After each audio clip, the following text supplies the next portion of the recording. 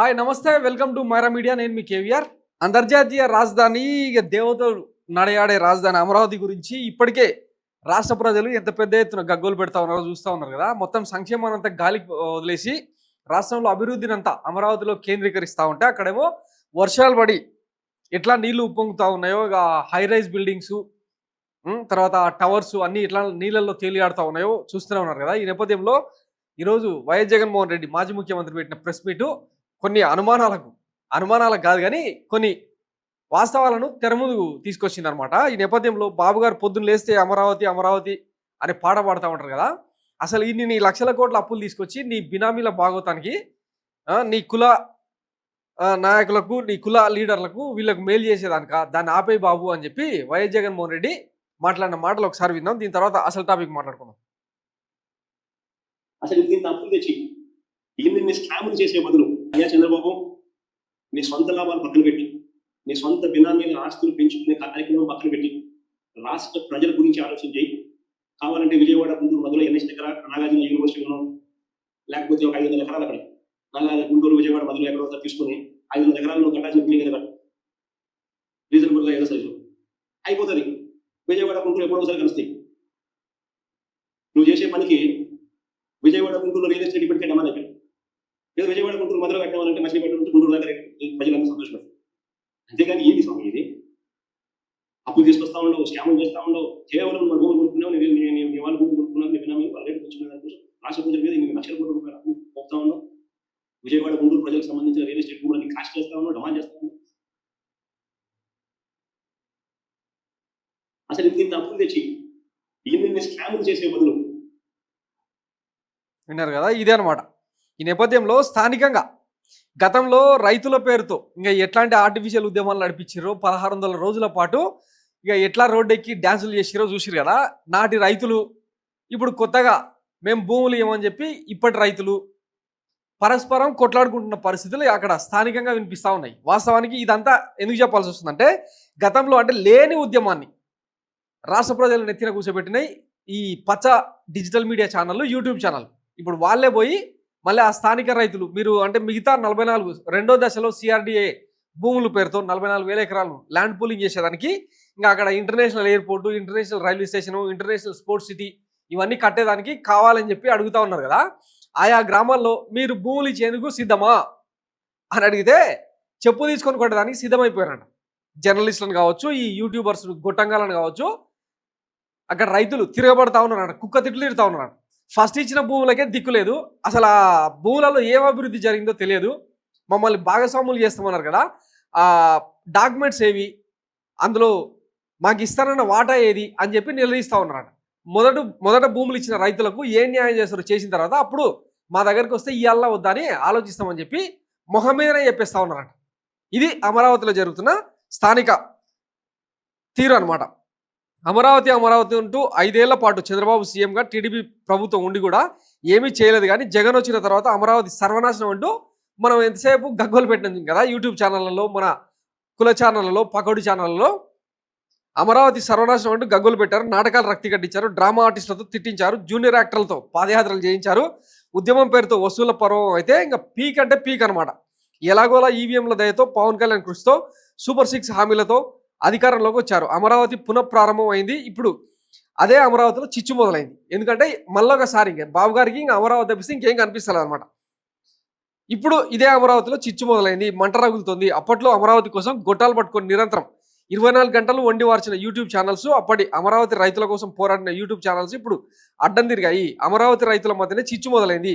అప్పట్లో ఉద్యమం చేసిన వాళ్ళు ఇప్పుడు తిరగబడుతున్నారు, వ్యతిరేకంగా వార్తలు రాస్తున్నారు. స్వయంగా పచ్చ ఛానళ్లలోనే అమరావతికి సంబంధించిన నెగిటివ్ కథనాలు వస్తూ ఉన్నాయి. ఎందుకంటారా, అంటే మొత్తం ఇదే కథ అనమాట. పాత అమరావతి రైతులు ఉన్నారు కదా, వాళ్లకు ఇంకా స్థలాలు ఇవ్వలేదు. చెప్పారు కదా, ఎకరం స్థలంలో 25% ప్రభుత్వం ఉంచుకుంటుంది, ఇంకొక 25% ప్రభుత్వం ల్యాండ్ బ్యాంక్ను యూజ్ చేసుకుంటుంది. మిగతా 50%లో మీకు ఒక 1250 గజాల స్థలము, ఇంకొక 25%లో మీకు బిల్డింగ్లో వాటా ఇస్తాం అని చెప్పే కదా. మరి ఆ ఫిజికల్ కాపీలు ఏవి? ఈ రోజు వరకు ఆ అమరావతికి సంబంధించిన గెజిట్ ఎందుకు రాలేదు? ఒక పిన్ కోడ్ ఉందా? అసలు రాజధాని పేరుతో ఇప్పుడు ఫర్ ఎగ్జాంపుల్ దేశానికి రాజధాని అంటే New Delhi so and so 1 lakh ఏదో సంథింగ్, హైదరాబాదు 5 lakh, ఇట్లా ప్రతి రాష్ట్రానికి కర్ణాటకకు బెంగళూరు, తమిళనాడుకు చెన్నై, ఆంధ్రప్రదేశ్లో రాజధాని పేరుతో ఇప్పుడు కేంద్ర ప్రభుత్వం నుంచి కావచ్చు లేదంటే అంతర్జాతీయ సంస్థల నుంచి కావచ్చు క్యాపిటల్ సిటీకి ఒక లేఖ పంపిస్తే ఉద్దండరాయిని పాలయానికి పంపించాలనా లేకపోతే తాడేపల్లికి పంపించాలనా మంగళగిరికి పంపించాలనా ఏ ఊరికి పంపించాలి? ఇది రావాలంటే ఫస్ట్ పార్లమెంట్లో అసెంబ్లీలో తీర్మానం చేయించి పార్లమెంట్లో దానికి ఒక చట్టబద్ధత కల్పించి అప్పుడు రాజధానిగా నిర్మాణం చేపడితే ఏదైనా ఉంటుంది. ఇవేమీ లేకుండానే ఇంకా 4 హైరైజ్ బిల్డింగ్ కట్టి ఇదే రాజధాని అని చెప్తే ఎవడు నమ్ముతాడు, ఎవడు వింటాడు? ఇది అక్కడ జరుగుతూ ఉందన్నమాట. పాత అమరావతి రైతులు ఉన్నారు కదా, వాళ్ళకు ఇంకా ఇళ్ల స్థలాలు ఇవ్వలేదు, పేపర్లు ఉన్నాయి కానీ అది ఎక్కడ ఉంది అనేది వాళ్ళకు కూడా తెలియదు. రోడ్లు లేవు, డ్రైనేజ్ లేదు, కరెంట్ లేదు, వాటర్ లేదు, ఇంకా మౌలిక వసతులకు సంబంధించిన ఏవి కల్పించకుండా కేవలం పేపర్లలో కమర్షియల్ రెసిడెన్షియల్ ఫ్లాట్స్ ఉన్నాయని చూపిస్తూ ఉన్నారు అనమాట. బాహుబలి నిర్మాణాలు చూపించారు కదా, పప్పుగుత్తి నిర్మాణాలు, తర్వాత ఇడ్లీ పాత్ర నిర్మాణాలు, ఇట్లాంటివి. కూటమి అధికారంలోకి వచ్చిన తర్వాత భూముల ధరలు పెరిగాయి కానీ కొనుగోలు నిల్. దీనికి తోడు వర్షాలతో అది ఎప్పటికప్పుడు సరస్సుగా మారుతూ ఉంది. సరిగ్గా ఇదే సమయంలో అమరావతిలో మరో 44,000 ఎకరాల సేకరణకు ప్రభుత్వం రెడీ అయిపోతుంది. దీంతో పాత రైతులు అడ్డం తిరుగుతున్నారు. మా స్థలాలు మాకు ఇంకా చూపించలేదు, డెవలప్ చేసినవి కనిపించడం లేదు, ఇవి ఎక్కడున్నాయో కూడా మాకే తెలియటం లేదు. ఇలాంటి టైంలో కొత్తగా మరో 40,000 ఎకరాలు తీసుకుంటే మా స్థలాల ధరలు ఎప్పుడు పెరుగుతాయి, మొత్తాన్ని ఎప్పుడు డెవలప్ చేస్తారంటూ పాత అమరావతి రైతులు అడ్డం తిరుగుతూ ఉన్నారంట. ఎవరికి? ఈ పచ్చ యూట్యూబ్ గొట్టములు ఉంటాయి కదా వీళ్ళకు. ఇక మన కులపత్రికలు ఎట్లాగో ఆ వార్తలు రాయవు. అక్కడ స్థానికంగా రెవెన్యూ శాఖ అధికారులు కానీ ఇతరులు కానీ పోయి ప్రజాభిప్రాయ సేకరణ చేపట్టే ప్రయత్నం చేస్తే అక్కడ రైతుల నుంచి వస్తున్న నిరసనలు లేవి కూడా మన తోక పత్రికలలో, మన పగోడు పత్రికలలో రావు. ఆ వార్తలు చూపించాల్సింది ఎవరు? ఈ యూట్యూబ్ కదా. వాళ్ళ మీద ఈ పాత రైతులంతా తిరగబడతా ఉన్నారట. చెప్పులతో సన్మానం చేసేదాకా వెళ్తుందట పరిస్థితి. మొన్నటికి మొన్న ఓ 4 యూట్యూబ్ ఛానల్స్ పాత అమరావతి రైతులకు మద్దతుగా 40,000 ఎకరాలు కొత్తగా సేకరించడానికి వ్యతిరేకంగా పబ్లిక్ టాక్ వెళ్తే స్థానిక రైతులు జనం అవాక్కయ్యారంట. ఇదేంటి ఇది? మొన్నటికి మొన్న మీరే కదా ఉద్యమం చేయించింది, ఇప్పుడు ప్రభుత్వానికి, చంద్రన్న విజనరీకి, చాణక్యుడికి, కూటమి ప్రభుత్వానికి, మంత్రి నారాయణకు వ్యతిరేకంగా వీడియోలు చేస్తారంటూ తిట్టిపోసారంట, తన్నబోయారంట.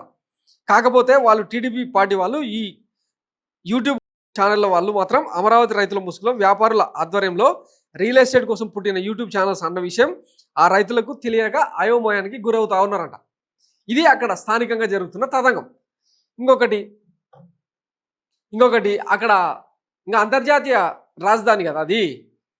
ఇక పోలీసు వాళ్ళు పెట్రోలింగ్కి వెళ్ళే పోలీసులు తాగి తందనాలాడుతూ ఇట్లా యాక్సిడెంట్లకు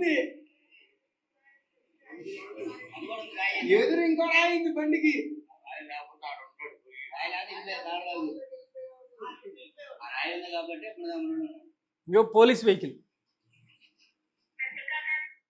అది మొత్తం జంగిల్ మాదిరి ఉంటుంది. అక్కడ నిర్మాణాల్లో ఏం జరుగుతుందో ఎవరికి తెలీదు. సిమెంటు, సీకు వీటన్నిటికి కాపలా కాయాలి కదా. ఎవరైనా యాంటీ సోషల్ ఎలిమెంట్స్ అవి ఎత్తుకుపోయే ప్రయత్నం చేస్తే వాటిని అడ్డుకోవాల్సిన బాధ్యత ఎవరిది? పోలీసులదే కదా. ఇట్లా కాపలా కాసే పోలీసు వాళ్ళు ఏమో ఇట్లా తాగి తందనాలు ఆడుతూ ఉన్నారని చెప్పి ముఖ చిత్రాలు ఇట్లా ఉంది అనమాట అక్కడ పరిస్థితి. అవి ఎప్పటికి డెవలప్ అవుతాయో ఏందో తెలియదు. జగన్మోహన్ రెడ్డి అందుకే ప్రెస్ మీట్ పెట్టి అమరావతి లక్షల కోట్లు దాని మీద డంపు చేస్తూ ఉన్నారు, దాని మీద ఇన్వెస్ట్ చేస్తూ ఉన్నారు, అవి తిరిగి ఎప్పుడు వస్తాయో తెలియదు. పైగా సెల్ఫ్ ఫైనాన్స్ సిటీ అని మీరే కదా కథనాలు అల్లింది. మరి అట్లాంటప్పుడు కేంద్ర ప్రభుత్వం నుంచి, రాష్ట్ర పన్నుల నుంచి ఇన్ని వేల కోట్లు ఎట్లా దాని మీద కేటాయిస్తూ ఉన్నారు? అసలు స్కామ్ ఏంది అని చెప్పి సవివరంగా ఈరోజు ప్రెస్ మీట్లో ఆయన వివరించారు. ఇంకా అయినా కానీ అర్థం కాకపోతే ఇంకా ఆంధ్రప్రదేశ్ ప్రజలకు మించిన దౌర్భాగ్య పరిస్థితి ఎవరికి ఉండదు. ఇప్పటికీ ఇదేమన్నా పార్టీల వ్యవహారమా? అదేమో చంద్రబాబు సొంత వ్యవహారమా? లేదంటే దాన్ని నిలదీయాల్సిన బాధ్యత వైసీపీకి, జగన్మోహన్ రెడ్డికి మాత్రమే ఉందా? ఈ రాష్ట్ర ప్రజలకు అందరికి లేదా? 13 జిల్లాలు, పాత ఉమ్మడి జిల్లాలు, 6 కోట్ల మంది ఆంధ్రులకు సంబంధించిన వ్యవహారం కదా. ఇప్పటికే చాలామంది రాజకీయ విశ్లేషకులు, కొంతమంది సుప్రీంకోర్టు చీఫ్ జస్టిస్కు, రాష్ట్రపతికి, ప్రధానమంత్రికి లేఖలు రాసి ఇక్కడ జరుగుతున్న అవినీతి బాగోతాల్ని వెలుగు తీయండియా, ఈడీని, సిబిఐని, ఐటీని ఇక్కడ దింపి అసలు ఇప్పుడు ఈ స్కామ్లను ఇప్పుడే అడ్డుకోకపోతే ఫ్యూచర్లో ఇది ఆంధ్రప్రదేశ్కి ఎంత ఉపద్రవంగా మారుతుందో అని చెప్పే ప్రయత్నం చేస్తున్నా. ఏ వ్యవస్థ కదలట్లేదు. దీనికి రీజన్ ఏంటంటే ప్రజల వైపు నుంచి చైతన్యం రాకపోతే, ప్రజల వైపు నుంచి తిరుగుబాటు రాకపోతే ఆ 29 గ్రామాల రైతులకు సంబంధించిన వ్యవహారం కాదు కదా రాజధాని అంటే. సో ఆలోచించుకోండి. Thanks for watching Mara media. నేను మీ కేవీఆర్. Thank you.